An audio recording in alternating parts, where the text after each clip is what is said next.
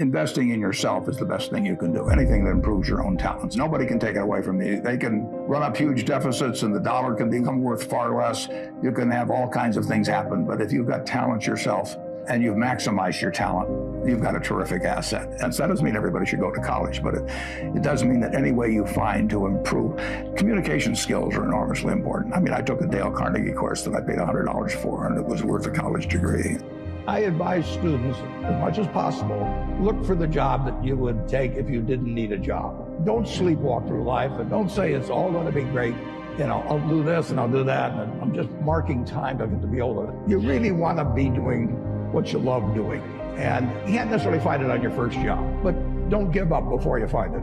You're going to make mistakes in life. I mean, there's no question about it. You don't want to make them on the big decisions, you know, who you marry and things like that. So there's no way I'm going to make a lot of business and investment decisions without making some mistakes. I may try to minimize them. I don't dwell on them at all. I don't look back. The biggest mistakes are the ones that actually don't show up. They're the mistakes of omission rather than commission. We've never lost that much money on any one investment, but it's the things that I knew enough to do that I didn't do. We have missed profits of as much as, you know, maybe $10 billion in things that I knew enough to do and I didn't do. Now, the fact I didn't buy Microsoft way back is not a foregone opportunity because I didn't know enough to make that decision. But there have been other investments where I did know enough to make the decision, and for one reason or another, I either didn't do it at all or I did it on a small scale. I was sucking my thumb when I should have been writing checks, you know, basically. And, you know, those don't show up. There's no place where it shows missed opportunities, but I've missed some big ones. The triumphs in life are partly triumphs because you know that everything isn't going to be a triumph. And I would never get too hung up on mistakes. I know a lot of people that really agonize over them, and it just isn't worth it. I mean, tomorrow's another day, and you live it forward and just go on to the next thing. The nature of what I do means I have to think pretty much independently, because if I take a poll, in effect, I'm going to do what everybody else is doing, and I don't think much of that usually in investments. And so I have to have an environment, and I have to have a temperament personally that lets me think for myself.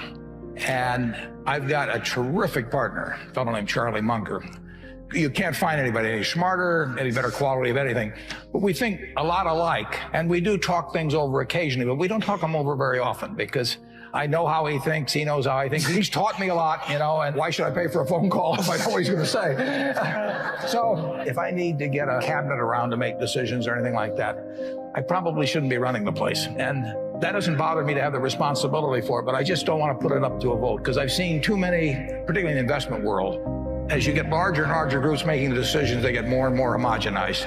And I don't think you will ever get brilliant investment decisions out of a large committee. I always look at IQ and talent as sort of representing the horsepower of the motor, but then in terms of the output, the efficiency with which the motor works, that depends on rationality, because a lot of people start out with 400 horsepower motors and get 100 horsepower of output, and it's way better to have a 200 horsepower motor and get it all into output. And so why do smart people do things that interfere with really getting the output they're entitled to? And it gets into the habits and the character and the temperament, and it really gets into behaving in a rational manner. It's not getting in your own way. As I say, everybody here has the ability absolutely to do anything I do and much beyond. And some of you will and some of you won't. The ones that won't, it will be because you get in your own way. It won't because the world doesn't allow you to. It will be because you don't allow yourself to. You want to associate with people who are the kind of person you'd like to be. You'll move in that direction. And the most important person by far in that respect is your spouse. I can't overemphasize how important that is. And you're right. The friends you have, they will form you as you go through life, and make some good friends, keep them for the rest of your life, but have them be people that you admire as well as like them. I have an old-fashioned belief that I should expect to make money in things that I understand. And when I say understand, I don't mean understand, you know, what the product does or anything like that. I mean understand what the economics of the business are likely to look like 10 years from now or 20 years from now. I know, in general, what the economics of, say, Wrigley chewing gum will look like 10 years from now. The internet isn't going to change the way people chew gum. It isn't going to change which gum they chew. You know, if you own the chewing gum market in in a big way. And you've got Double Mint and Spearmint and Juicy Fruit. Those brands will be there 10 years from now. So I can't pinpoint exactly what the numbers are going to look like on Wrigley, but I'm not going to be way off if I try to look forward on something like that. Evaluating that company is within what I call my circle of competence. I understand what they do. I understand the economics of it. I understand the competitive aspects of the business. So figuring out the economic consequences.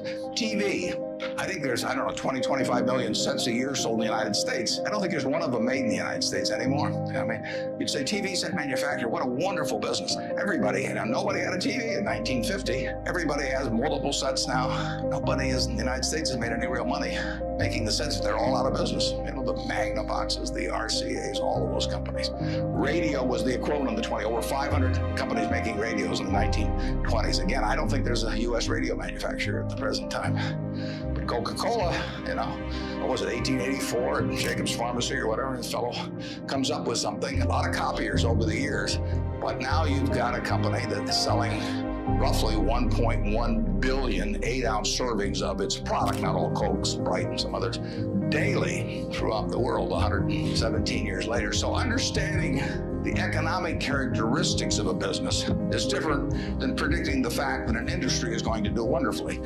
So when I look at the internet businesses or I look at tech businesses, I say this is a marvelous thing, and I love to play around on the computer, and I order my books from Amazon and all kinds of things, but I don't know who's going to win. And unless I know who's going to win, I'm not interested in investing. I'll just play around on the computer. And defining your circle of competence is the most important aspect of investing. It's not how large your circle is. You don't have to be an expert on everything. But knowing where the perimeter of that circle of what you know and what you don't know is, and staying inside of it, is all important. Tom Watson Sr., who started IBM, said in his book, he said, "I'm no genius, but I'm smart in spots, and I stay around those spots." And that is the key. So if I understand a few things, and I stick in that arena, I'll do okay. And if I don't understand something, but I get all excited about it because my neighbors are talking about stocks are going up and everything, I start fooling around someplace else. Eventually I'll get cream, and I should. I met Bob Woodward, and he'd just come out with all the president's men, and all of a sudden, as a below 30 years of age, he was getting quite wealthy, and we had breakfast or lunch over at the Madison Hotel. And he said, "What do I do with this money?" And I said, "Investing is just about assigning yourself the right story." I said, "Imagine Ben Bradley this morning said to you, 'What is the Washington Post company worth?' What would you do if you have to write the story in a month?" You'd go out and interview TV brokers and newspaper brokers and the owners, and you'd try and value each asset. I said, "That's what I do. I assign myself the right story." And it's nothing more than that. Now, there's some stories I can't write. If you ask me to write a story on, what is some glamorous but non-profit-making business worth, I don't know how to write that story. But if you ask me to write a story on what is Potomac Electric Power worth or something like that, I can write the story. And that's what I'm doing every day. It's been my painting for 50-some years. I get to paint what I want. I don't have to follow what Wall Street is telling me to do next quarter or something. So I own the brush, I own the canvas, and the canvas is unlimited.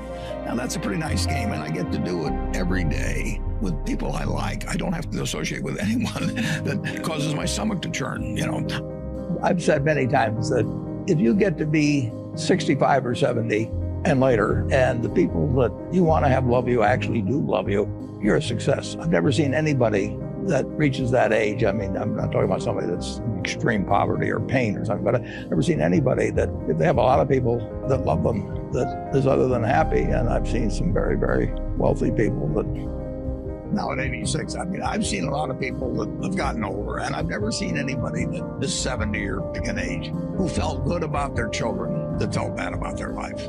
In all my experience, I've seen plenty of people with lots of money where it hasn't worked out well in the family. They didn't feel good about their children. Or the children didn't feel good about them.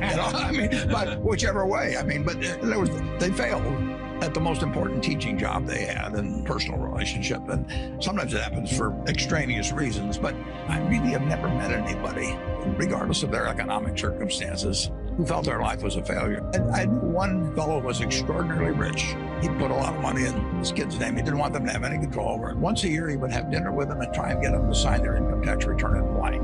Now, just imagine that, with, in this case, 4 kids, none of them, he wanted to have enough confidence in them or to have, it's just crazy. He would woo them during this dinner and they knew exactly what was going on once a year, and then he'd bribe them sort of to sign their income tax return in blank so you could file and they wouldn't know what they had. I've seen just time after time when people have been successful. And I've seen plenty of the other too, but successes in business and failure, and I don't think they feel that good about life.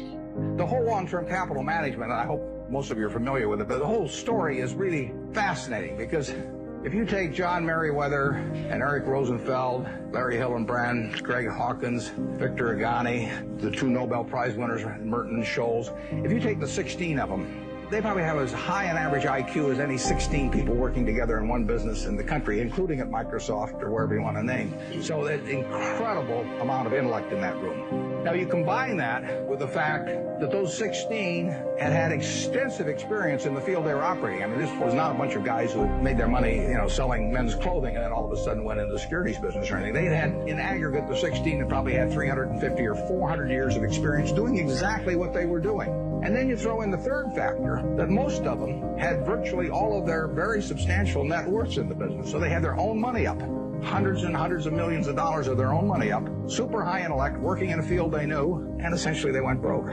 And that to me is absolutely fascinating. I mean, if I ever write a book, it's going to be called Why Smart People Do Dumb Things.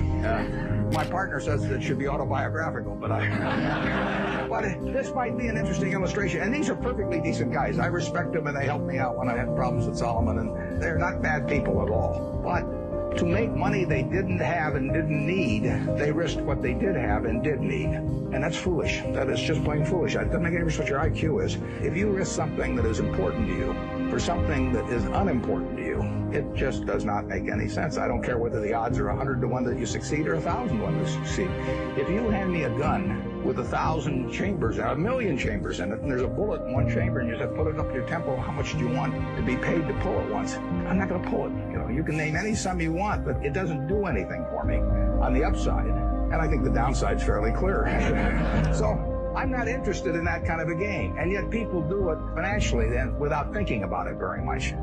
One thing I will tell you that I didn't realize when I was getting out of school is how much the unusual person will jump out at you. And it isn't because they got 200 IQs or anything like that. It's really because just how they behave, what they bring, the energy they bring, the commitment they bring, the quality of how they do things, how they treat the people around them, all kinds of things. But you will jump out much more than you might anticipate. One of the things you would want to be sure to do is, whether you like it or not, get very comfortable, it may take a while, with public speaking, for example. I mean, that's an asset that will last you 50 or 60 years, and it's a liability if you don't like doing it and are uncomfortable doing it, that also will last you 50 or 60 years, and it's a necessary skill. But a lot of the skills are just human skills. If you get the best out of people around you, that's a rare talent, and it doesn't correlate with IQ. It correlates with an attitude toward the world and toward other people, and it's a talent that if you work at early and you're really conscious about it, you don't have to show up other people. You don't have to be smarter than they are or anything else. You want to bring out the best in them.